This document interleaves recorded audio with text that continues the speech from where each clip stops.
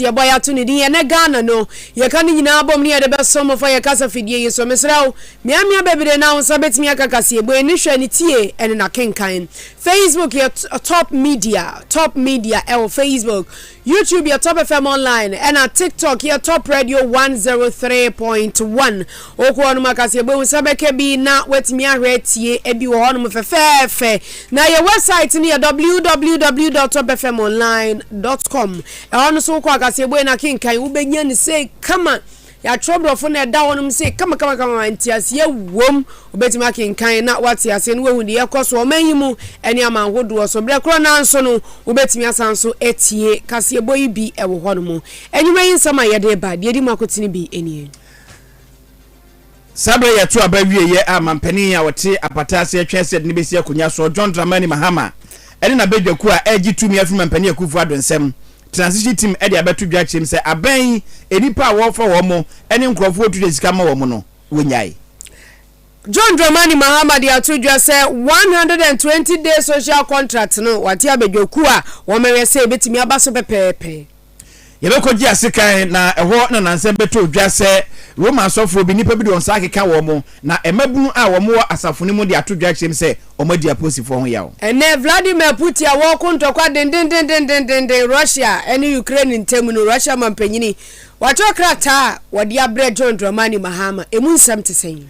Ghana Armed Forces akɔkye opani bi a wɔ no ene wɔ hyɛ kyerɛ sɛ protocol me do bekoso gya no o mache no and ye na amanfo bi nso a fertilizer bottle yi 1200 bags yakwa akodoa wo mo ayebedi mu nkomo emsensem pi ka wenum ho na yesin kunye ye de esomo se ene Ghana kase boy the free top radio 103.1 kase boy ho aseda nyina ekode ama the fearsome 3 Hepa Plus Pavi Plasmos Hepa Plus Pavi Plasmos eduna no nampa wonsaka no miensa bi na no ma eboa ma ogena we bi koyem ebusu immune system ebasa na ho edendenden obi anam yade hawadwen nyina betu asem oba be ma watenka article typhoid hawadwen na malaria de etu ase one time kra eye Hepa Plus Pavi ene Plasmos eduna no nampa pebito heba ene pharmacy bia mu anase frɛ 0542 778 572 0542 778 542 924 edi enkomo feed the street dwumade so kwa top media group afibia edisi eni so na yebobo ankwada no emo aduane edie sɛ de be ya omo so bo sampa afia so na obi nso adwene wo mo ho sɛbe sabre woto mba bo nyantade woto mo akese tinapa akese woto gu ho na wadwene wo mo nso a eni bia timonten so no ho ana nyameso mpa bi ne so ko ho mo eni bia so mobo onyankopɔn so wo yɛ saa obehira pa enu nti the top media group ho na yenkoye saa doye na nyankopon so be sure we bie kwan akese e de amount enti kakra bi ekura bia no obetumi de afam mu number yi so na wonso de abeboa say 20 Ghana 50 Ghana 100 Ghana 1000 2000 bibia person de boa bia obetumi de ababeboa 0597 215 502 0597 215 502 edini ya top media group kakra de betum bia no yebo abaso na yaka mansan nyina atno nyankopon so bete na wo hyirawo Siemens Vital Herbal Mixture ye frɛ no Agyen Berima nya bi no onom a ekoyie keke bo adwuma se konkoma ne Agyen Berima bia nkopa Agyen no onom eye Siemens Vital Herbal Mixture unya bia na kyese ne betwi sodoku anadwo pa edro ebua obi asebe ne hunsuo ba yorubi se pipe nsuo bomode akope bi nanom ode bo ani atim kagya na da ya onum tutu etime bre pa no mesro kopa Siemens Vital Herbal Mixture Agyen na enom oyo oba nso obu nsa wote ya bob na bo nsa no se de sebe wade pa bi na afiri wonsa no bomode akopa Siemens Vital Herbal Mixture na wo so no num bi ebeboa ama sa afichi komu ya nyina afiri ho enam yade edu nya ama se bi ahemfie niema nkoyi kopa Siemens Vital Herbal Mixture onuma koto aba kopa why free edure nya na heba ne pharmacy shop bia mu 0240 616061 0240 616061 na onempedefo edi enkomo fucking careful na enyume ye mienu midi Maame Yaa Boakye mene the senator Nana Agyen Berima Agyen Berima kase ebo ni nkyeremu ni yefa ni nyina nsomo ye hye se de afi president elect mampanyino te patase a wo twense ye de ni besi akonwa so John Dramani Mahama na wono wo hyebo bi se sanyame ya dom na se yetimi de oman Ghana tumi ni hye ne nsa se woni oman ye nimu a wo ba de ba ko obeye ne se wo mo o mawi o man yi niama e de ama wo mo ho ana wo mafa kwati kwan bi so afa bibia ye o man ne de no sankrofo ni nyina obeje ya de ama ye na afa asotwe bi e wo no bi ase fata wo mo so no yetimi de ama wo mo eno na ye operation recover all loot oral initiative no enti wo kyerem se sa brei no wo beti committee bia wodi omudi ba beto montre so na sa committee no bosha wo hye ye say within 120 days wo betira konwa no so asan hwehwemu ni nyina wo mbe yeti ni people de ye twe na so ne ye twe enti yese ake no wo matititi ni nyina no sa nkrofo no hwehwemu nyina wo mbe ye ni nyina kama nenu akwakosi de ye no kro omni onsa semesi de ye de no kro enti aso twe ye de mani nie oh we de ne de bi sa na nye no kro enti wo be san hwehwemu ni nyina ye hu wie what and ne atwe one month so papa wo say wo ma sotu niama ni yi ehu se 120 days ne de wo metinye di so ayesan hwehwemu na wie na de amanfo kro se ye twe wo maso ne yetimi atwe wo maso ensemi odi tudwa bra na asofo kuo bi yetimi kokohia no ko ne nanso na ye ma no mo piafo vi se ya to abade ama no eye apostolic fathers fo no etimi ko ne nanso no this ansemi to wo manim se bo sha wo hye ansa no wo ba betira konwa no so no sa pepepe nso e no be ye ede ama wo yentie ne nsam no ebi. We carefully selected the things that we thought were achievable in 120 days. And so we're going to work diligently to make sure that at the end of 120 days, we're able to put a check on each of them. And so I'll soon inaugurate a committee that is focused on achieving the 120-day plan. And under it, we have Operation Recover All the Loot. I'm happy you have expressed your support for it, because I do think that people must be held accountable. If you agree to accept the public trust, then you must account to the people who gave you that public trust. And so if we do this, it will make people think twice before they accept public office. I mean, if you live in your own private business, you can run it anyhow you want, that's your business. But if you come and the taxpayer puts in an office which is paid with taxpayers' money, you must be prepared to account to the people for the trust that they have put in you. And so we want to raise accountability to another level. It's in our constitution that we shall uphold the principles of probity and accountability. And so it's a constitutional obligation for us to do that. As I said yesterday, this probably is our last chance to get things right, because if this administration does not lift the level, then I mean people really would look at other means of being able to achieve what they think would make life better for them. And as I said, we're not immune to what is happening in other countries in our sub-region, and so we need to work as quickly as possible to bring back trust in our democracy. We know that democracy is the best system because it affords you the opportunity to do some of the things that have happened: hold elections, change governments. In our constitutional governments, whether you like it or not, you live in it, and you cannot make a change if even things are not going very well. So there's a lot of work to do, and I think that in the space of agriculture and agribusiness, agro-processing, that's a new area the churches must begin to look at. Ghana mampanyina ye no na Nyame ya dom na 7th January ba ye de nisi akonwa so John Dramani Mahama ena yetie na no di sam no enti ne bosha wa sha ye ne ti uyo obi na wutie top cast ye bo se sia na Ghana yi na oman sika bia fa onsa se wa tro check ne di 0 ba ku bia ka ho a they are coming for you. John Dramani Mahama nesie Operation Recover All Loot. Na asofukoye womkoko hia no ba ko anu wo mu bie ene yesofu panyina wada Action Chapel International no sambeka ya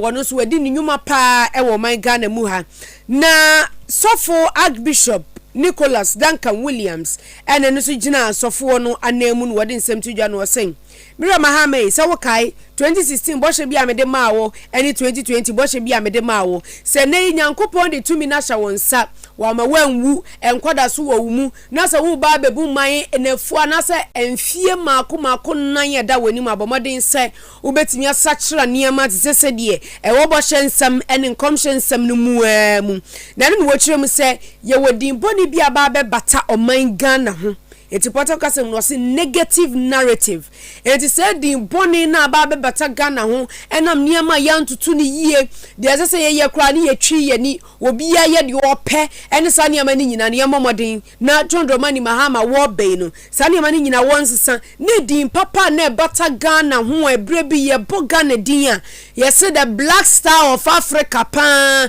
gateway to Africa so no na say din papa no so no ebetimi aba nyankopon bo ne ho ban ebo ne nkwa ho ban e ma ne tena se enam bibi nti wonhwe na wonhwe no woni so pepepe Archbishop Nicholas Duncan Williams one also the to just saying most times when new presidents and government comes, there's a very high expectations everybody has, and so we know that expectations have to be managed because you are a vessel that has come. I mean, these things that people say you've come to save, you've come to rescue, they should be very careful of that because you are a vessel in the hands of God. So they should stop saying that and pray for you rather that God can use you to execute the mandate that the people of this country have entrusted into your hands. I know it's a difficult challenge. During the time you were in opposition, we were talking one time and you were saying that Mama Lodina, you and her were talking, and it was like, what at all are you doing? You know, why are you standing for election with the kind of situation that we are facing and things are going through? But I think that was when you realized that it's a call and it's a mandate of God that you have to fulfill. And I remember that when we talked 2016, I had mentioned to you what I felt prophetically, that you have to leave. And at the right time, you come again. And 2020, we met again with Honorable Elvis in my office. And I said to you that, Mr. President, you are not coming now. You will come after 2020. So when 2020 ended, I was very confident, irrespective of whatever anybody said, that it was your time to come back to fulfill mandate and to finish your unfinished business. And I believe that by God's grace, who preserved you, kept you alive, and you didn't die, and you lived, and you are still here, will guide you, preserve you, and give you what it takes to move this nation according to his mandate to where he wants to take this nation to. And we want to pray and believe that at your term of office, that the narrative, the negative narratives that have plagued governments of this country will change during your term in office, and that we will see a new and a beautiful Ghana by the grace of God. And it is very clear that what has happened in Ghana is the fulfillment of Daniel chapter 4 and the 17th verse. And no tre konkron and ya boy ya to Archbishop Nicholas Duncan Williams, so for penina wada Action Chapel International ano and what this say me nyina to dwa we no apostolic fathers and womutimi ekokosra President elect John Dramani Mahama ntin komodidi ekoso bi ene ya chechemu atremu yentu akasebo no eso na mampani a na adodanko akufu ada sabe de wote ho na woko na de woba nso eba beben na akwakoba se tumidie timi free ne nsa ekọ aban mampani a oba betena konwamu na eso enti wo hwe o mayimra hyehye de ato se yeto aba wie saa na se mampani foforo bi eba yenya hyehye na yempa badwako bi na wanyi tumi no emfiri omampani a wokro ne nsem na yemfama de oba no enso enam so ma John Dramani Mahama ne yato abade ama no edi nipa bi din betu dwa kyerem se womo ene enkoyi tumi no emfiri mampani akufu ado nsem na womfa emre no yefro mo se transition team na woma hyase a womo eye adwuma na nano ena Felix Kwacho Fosu ede betu dwa kyerem se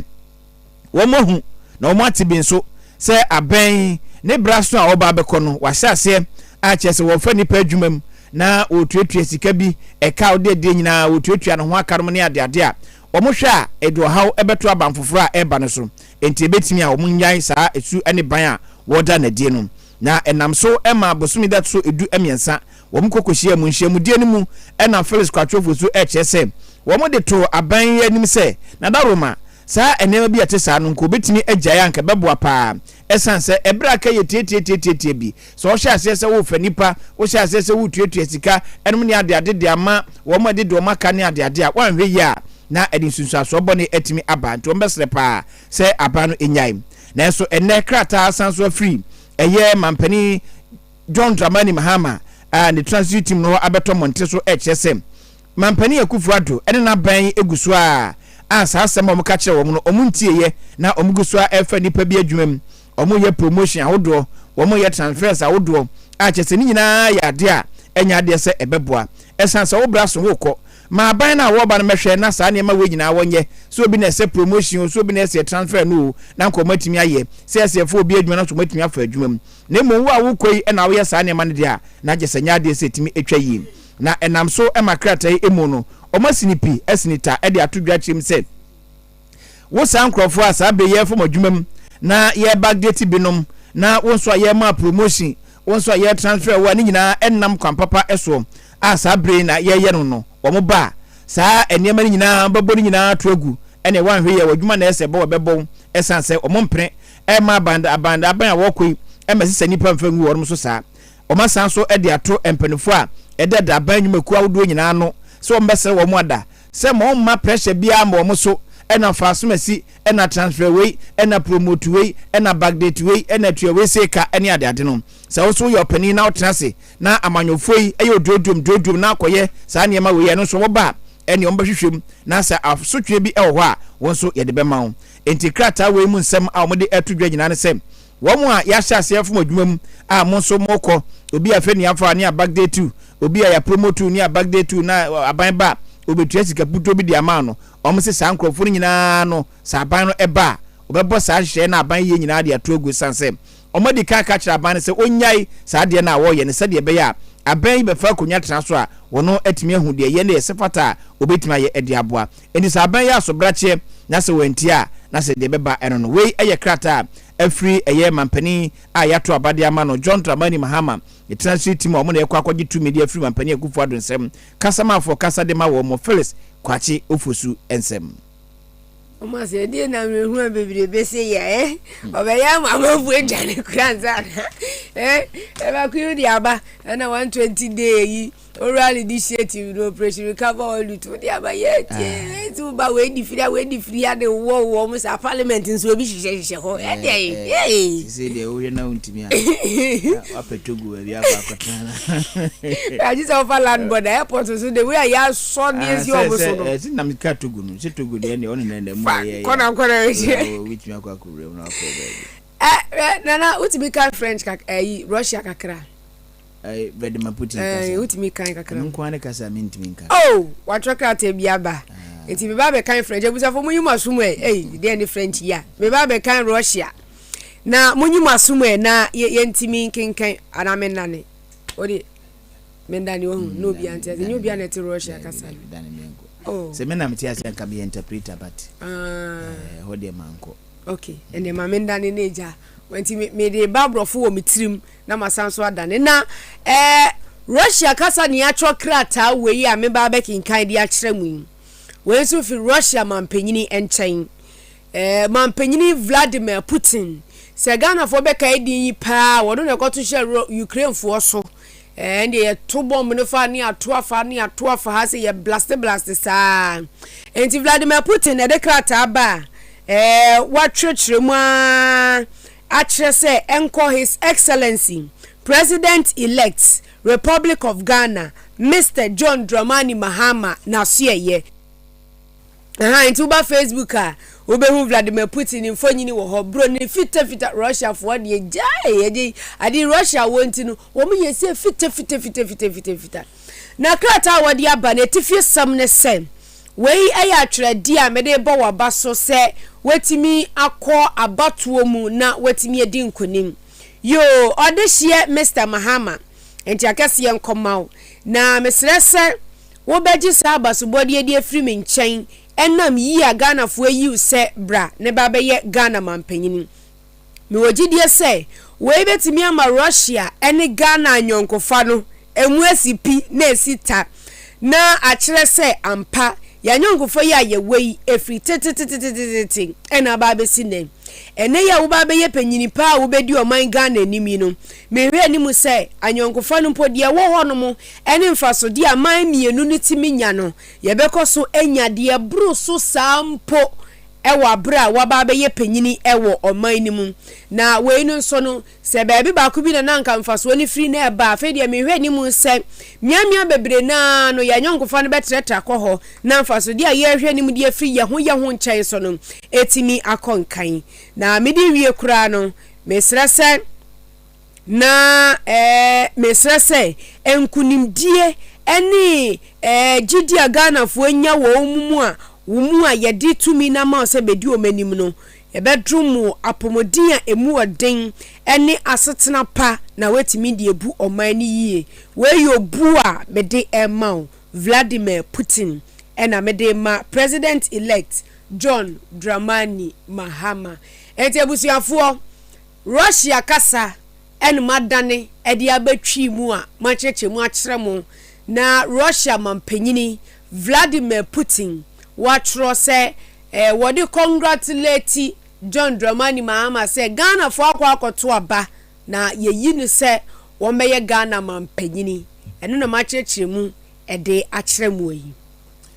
ye da Putin ase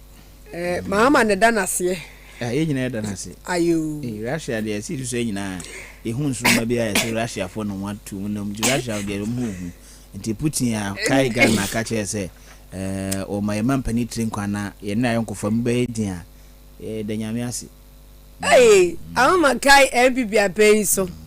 agi se yantu ebromu yesi Russia ne Ukraine to kwani nti se nyina Putin no ate o se dia Mahama ba o de krata ba ze kwaku man dis o kan bi okay do dia me no be body se nyina so te ade anyo no kra ebre bi krata be to bi ase se Putin na atwa ba se ye nya isa simhu na ade ba be ye azamo ai bas ma to jafo mi no pa ba gruma na ibe hu de na transfer abisa yento akasebo no so na yenko animai na yeto akasebo no so yeto abawie yeyi ena gi asekan ena yehu se yesi nipa bi akọ nkwanta ene ne potem ho se wo akọfa fenese mfidie bi a eno eye drip mfidie bi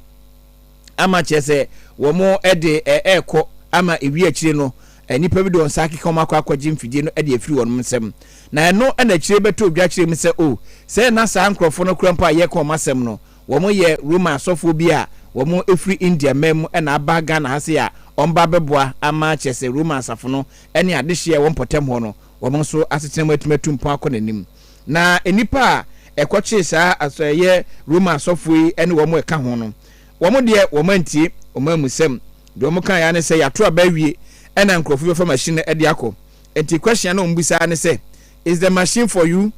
Is the machine for you? Akwan yeso ko yi anu Roman sofon ni apa na ne suntu ntimi nkasa. Nse India fo so brofo na masa ti yeso watwim kakra. Enti omo yansa no be yi anu be chichi wanya sutro de omo dibia masa abde krese ba kwa so bonkum eno so okasa on hyedante.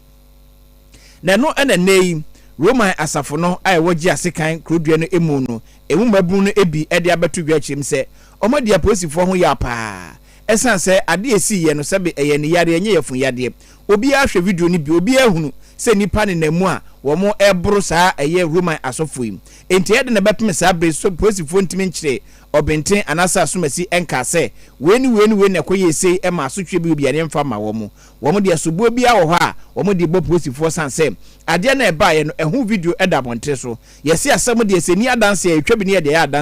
adanse ntrodo eda ho ya unse kwabrane epim Roman asofo ibo pampan nya asem ketra kra nkrofo no kwa chim san Roman asofo ni wo magana ha de omo sha atare fita free so be kan fom we de omo Agyen sare la course nti no mu nim so omo ye Roman asofo enti mabuni echese saade na atodwa no wo mo eka e de atodwa chim se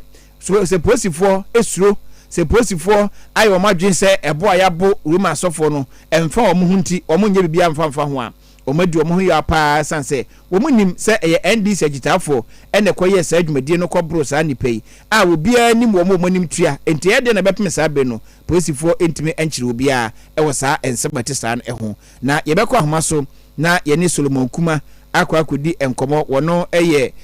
emabunu a wo mo eye Roman diocese no ewogi asekan no emu eba akon ene bedi nkomo na waboa ye de wo mo hwehwe se mpanefo betimi aye bepem sa be no ebia asofo no mo ho ye anasesen na anu eni di nkomo amane anu oboye ne se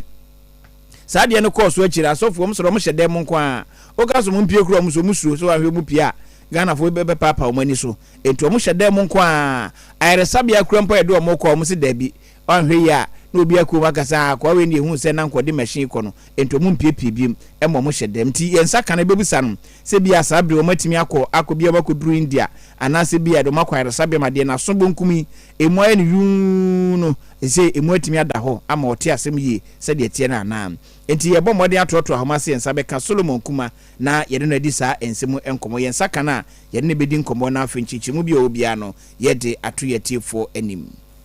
RTM Services and Training Center so yasene na nyumre kase boy yede esomo wadaruma ensanu adwuma de eye na de ubesua na eno nso betimi aboa wompoamo akọ bi ma so akoye adwuma nya sikai pa dwete papa gu botom so de ende na eno nesese wudi akire pra eno ntina RTM Services and Training Center edi na watwe miensa kire se de yetwi forklift wasambe de na watwe miensa be kire se de yetwi excavator ibi wheel dance so wo be kire wa mo wahu se kama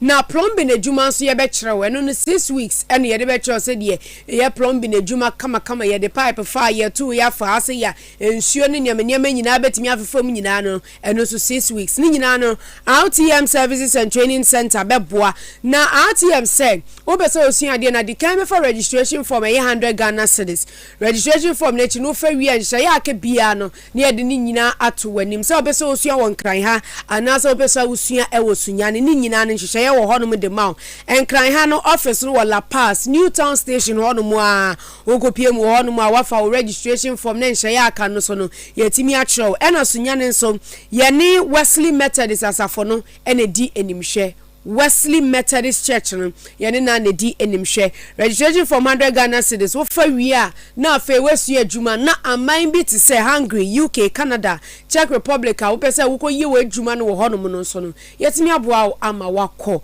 we dey yasem de enti frɛ numbers name 0503 711 344 0503 711 344 and 0534 045 169 0534 045 169 and 0549 640 948 0549 640 948 nani RTM Services and Training Center mpanyinfo edi nkomo na yetimi amawedwuma ni bi aye me sure wapomodin be konkan na be jambrania na wakwakopie mo midimafo herbal clinic midimafo ba aye wa ba bedi amanfo asama mo wo mo papa midimafu nie ayaresa papa nie midimafu nie wapomodin CPC tano so no enie na midimafu herbal clinic any Dr. Time da so say yembo wa mane sen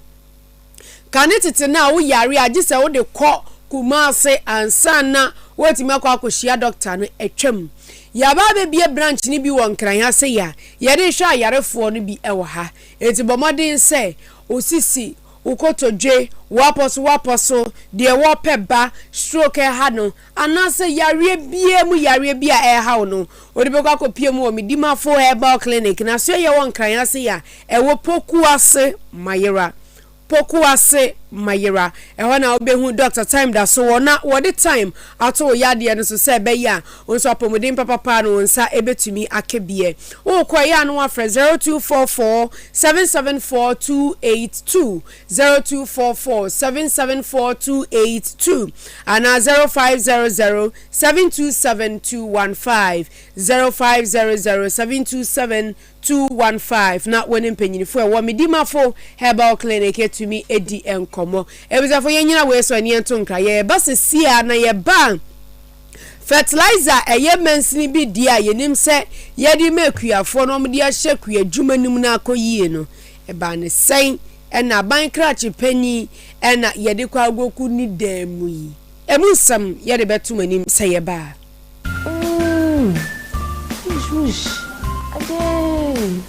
Boy ye, and now there no toto. Spine Therapeutic Center or North Kaneshi. Ampo, any pepi, I was at to be more. No man. Pa, Neso, near here pa, a chiropractic stretch, spinal stretch, massage, physiognomy.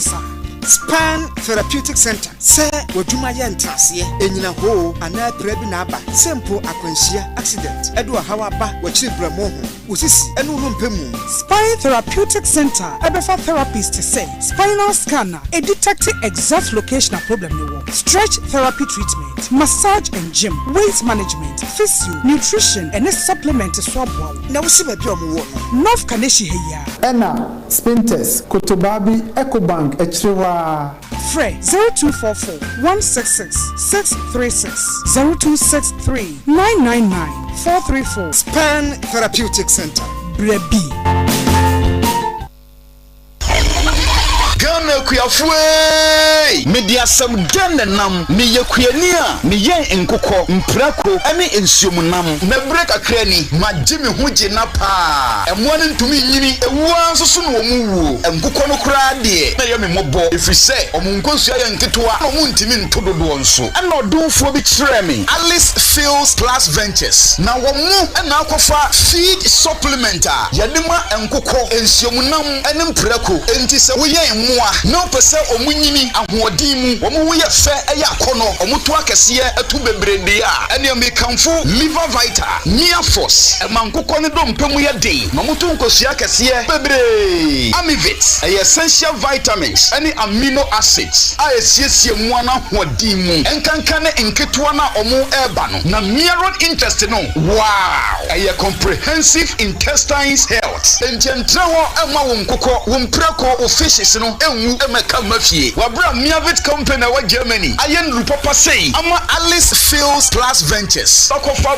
Ghana hwehwe ye kira kwan e wo 3 Bosman Street North Kaneshi frey 0244 916 208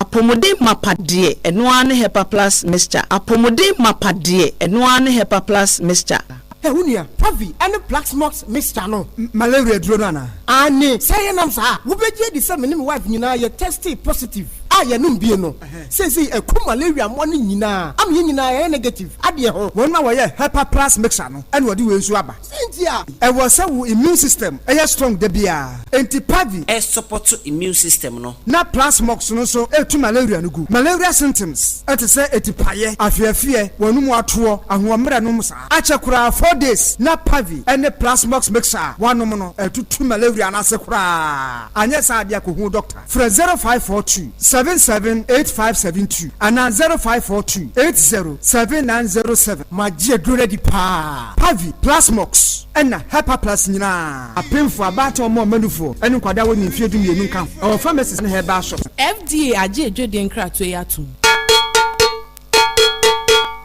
Omonfwe Demko Investment and Properties from Wahenewa or Sefa on South Samu Hauna to the name of free say or Junior and Cranin and Potamudi Demko Kwan and one Sasu to me crata Trodoa Echini Biani home a free Kaswa or Jobiko Sia Krama and wonder Dikosu Boom Junction Dodoa Kosi Ho Chese Baby Aubefano a Demko Investment and Properties Tasuna Bimbe Krompe Ghanaian Insua Buson Sasana so we are Quenchre Langa Dimpodi wo dwane ne namro mu kra na fedi ebio dem konsa se boda fon kra fofofo honsa se ne ben ho main airport no pe enti eda ye pa ene gisem ne se wo japade biara wo pese wo ton no fashe Demko Investment and Properties insa na honsa council cantem ye no office Kaswa Toll Booth Tuba Junction free 0244 223 410 0249 793542 0505 820 717 and 0243 026 416. Yasame tiefo nyina tena CBM Top Radio 103.1 enyumrebre mu kase ebone Ghana na wasugusu awutie ne yeto akase ebone so na ya bo ewuransan fufuro mu dia yenkwai na yenkonkopie mu epoye mantamu Kwawu East mesini mu na ye na wo mu kire mu se Kwawu East District Assembly no wawunsa agoka koko anase fertilizer bottle ibi mako 1200 bags of fertilizer and wawunsa kan ewo Kwawu asakaka na amomu kyeremu se amanfo bia womudu womani ato fam na womutempotem wono no and womatimi ehun se sa 1200 bags fertilizer you know and a bankrate penny no ni uncompleted building bi school kwada bi soa and omdi kwa kogum na onumonyamfo Isaac Japan ene ye Kwawu East District Chief Executive na ise Kwawu East no DC ye wo ho ene onumonyamfo Isaac Japan fertilizer yi a ye di mekuafo e di egu no ba ya ase enyiri ntam abo na yetimenya nnuane duduo na adie no eba ne sen ena etimi akopie mu ewo one completed building yi mu ebe si ne DC se wo pese wo kasa se wo pese wo be kasa yentimi entre na krontri yini a wono no ewo asakra ka wadom no ena ye kwa umaso na yene no akwakodi enkommo se de be ya ensem yi ne mpompon so be bi etimi akwakoduro eni emu nkyeremu bia no wobetimi ede asom yei emu nkyeremu duduo na no wode beka wode ama yei na fempo no ka ya na esi wo na yellow di fertilizer trucks yi fertilizer bag just bottle yellow di egumi na yetimi nso edi ho enkomo se koba ne se DC no so akasa nso a na emunsam so no yetimi ade atumwanim yeguso yeba o man se yensa ebe campaignifo a ye ne o medi sankomo ye vi se anya hwe kura no yenim se transition team yi John Dramani Mahama wadi atudwa se operation recover all loot oral initiative no so ba enti fertilizer enya wo dia na wo fa kweti kwa so dia kwahye bebe ne nyina ye niama ni bia ye beye mu nhwehwemu every pem mpanyifo ne ba homa no so a ye ne o medi sa enkomo yi abisia ye nto akasebo no eswen na kasebo yi afri Ghana Armed Forces na emu nsem ene se womo akwakwakire abrante bia ye fe no Alex Kobna na sa Alex Kobra yi ene omo chirim se womo hu videos bia abrante gina ahotebia ho social media no so na ene anumdwa wo dwa de nya asem ketua kram na abrante chese ai wono wo hye eye navy verse bi ene wa hye guso ena okurokura sojafo nema chese ampa o sojani ene wono chese ai wo send message e de akwakoma mampani atu abade ama no His Excellency John Dramani Mahama a chese wo chechi mu nema mu acheche no a chese wo chese ai abai so ba sojafo efo epon mo free wo soja dwuma mu ene nsem bebrebe a chese nsem a wo kanom sojafo chese abranten wonim de okeka eno da nchen kra chese wo ye no ho se wono we sojani wonso asoja adwuma onko bi da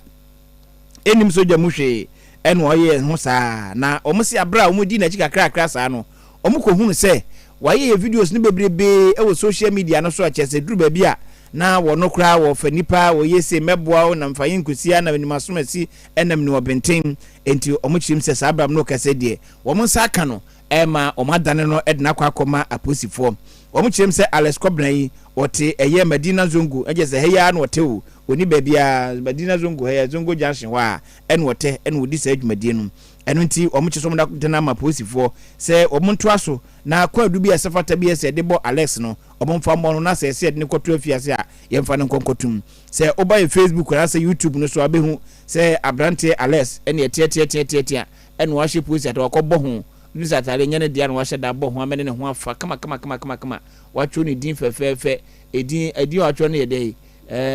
Rauf Abubakar wa shobi ade Alex Kobna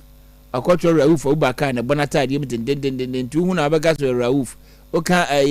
keche onte haza onte ba kokra frafra onte dagomba onte enso ade Alex Kobna enwa akocho Rauf ade agunata ade na soja foi echirim se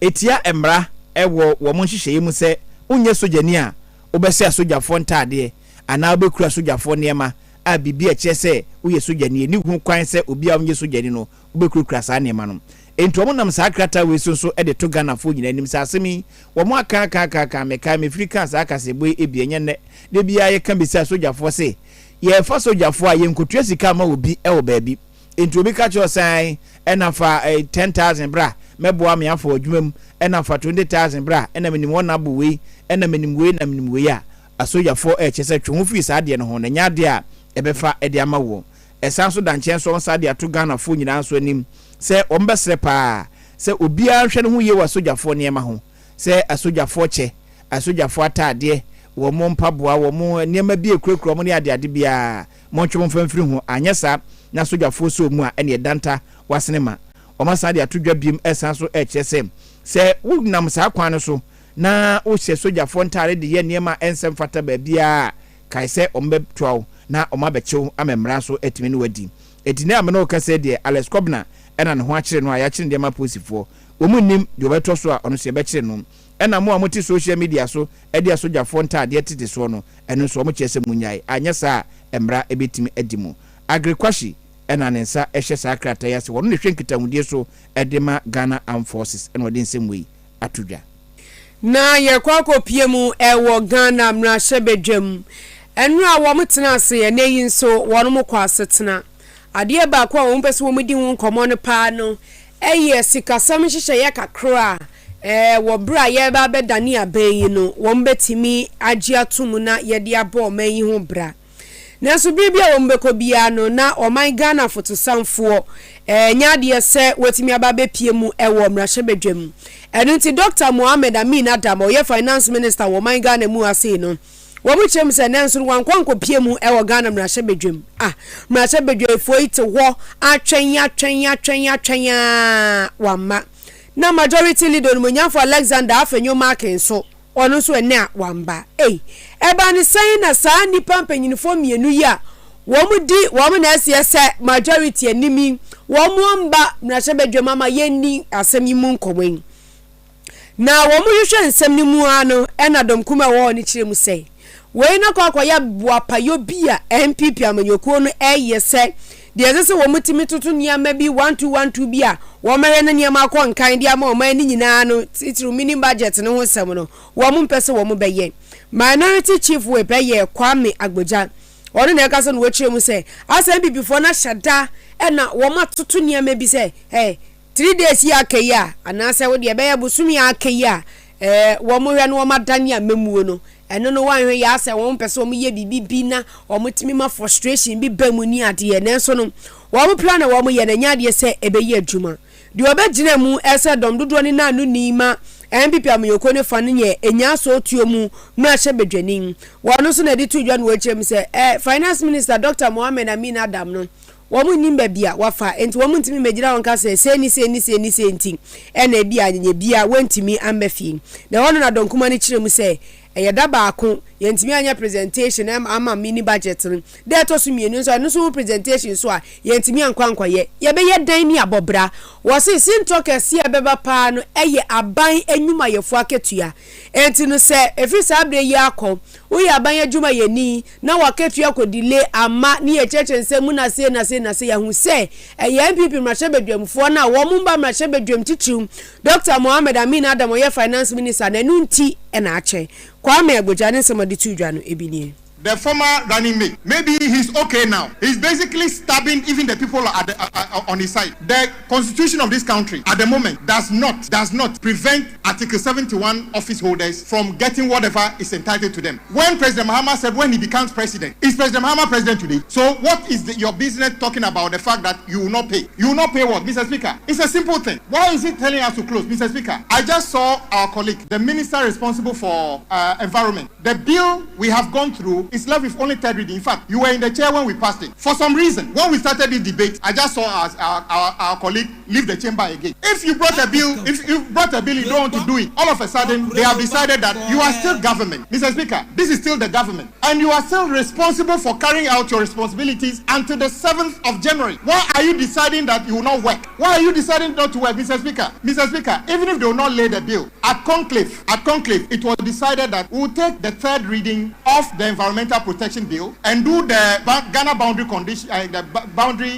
Commission Bill. And the Honorable Chairman Saboso and colleagues are ready to take this. So if the running mate have decided to check out of Parliament, he doesn't even want Parliament to work because he's going to enjoy the running mate statusship. He can actually leave us in the chamber to do parliamentary work. If you come to Parliament, you must work. So the recommendation that we should close, Mr. Speaker, really, that people have come to work, we have work to do. The only recommendation he's given us. So if your party has won, would you have been saying that we shouldn't work? Or because you lost, you don't want to do any work again? But maybe next time you contest again, isn't it? So help Parliament to work. So, Mr. Speaker, I take exception to the comment he made that this side is doing this because of our personal benefit. Mr. Speaker, that is inappropriate. And I encourage him either to substantiate what he says or withdraw. He must withdraw or substantiate the allegation he's making that members of this house are only ready to work in this chamber because of Article 71. He must actually prove it or withdraw that statement because it is actually demeaning and it's falsehood. It's peddling falsehood. And somebody who actually aspired to occupy the high office of state should not be peddling falsehood. So he must either withdraw